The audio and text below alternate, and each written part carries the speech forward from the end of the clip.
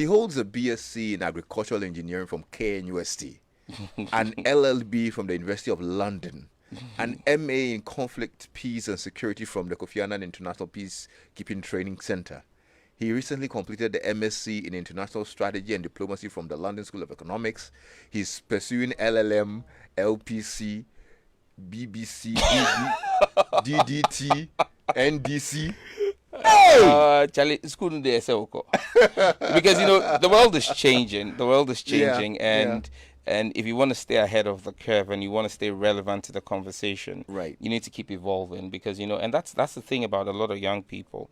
You get to a certain age and learning becomes a difficulty because the brain doesn't have the capacity you used to have when you were younger. Yes. And so I think that young people have to take advantage of what we do to be able to always. And when I applied for the programs, I said to my wife, "Hey, this thing," because that was just around the time I'd put in the bill, the anti-LGBTQ bill, right. and so there was a lot of work in Parliament on that. There was a constituency as well. And I was like, would you ever make the time? And the interesting thing is the LSE program was not an online program. It was an in-person program.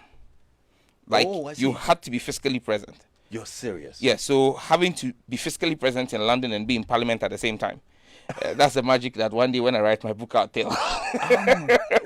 That's amazing. Yeah, and so, but you see, the thing is, the human being is capable of doing a lot of things if you put your mind to it. Yeah. If you put your mind to it and you decide that I'm going to get this done, and time flies. Yeah. When I submitted my dissertation, I was like, course maybe, because it felt like just last week I started the program. Right. But it's the same way if I didn't start the program because I was looking at all the various challenges it would have brought.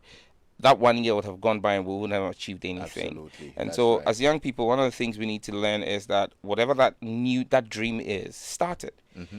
The most difficult part is starting it. Once you start it, Once you start it, Charlie, forget, you finish it. You would definitely finish it. No, you're totally right. And I actually can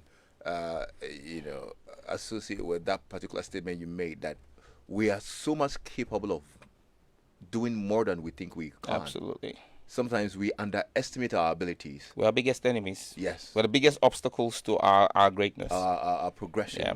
So sometimes you just have to take that step and believe that you'll do it. Sometimes you don't even have the funds to even start it. You don't even have the funds, the will. You are like, okay, how am I going to complete it? LSE was I wrote to the school and told them to give me a payment plan. Oh, is it? Yeah, because, Charlie, I didn't have the money to pay for the course. It was pretty expensive. Wow. You get it? There was no way I could pay. So I wrote to the school and said, look, guys, course is 1 year. And then after I'll be here for 1 year. And then you give me my certificate 3 months later, 15 months. Before the certificate, I'll be paid small, I'll pay. But if you say I should pay all today, I can't. And so you write, like you rightly said, it's about planning.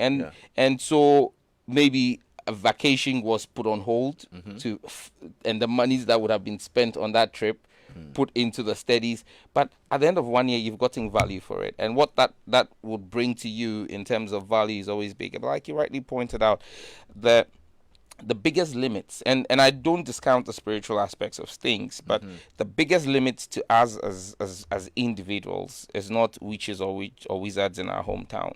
It's our imagination. You can only go as big as you can imagine. You can join our conversation on WhatsApp 05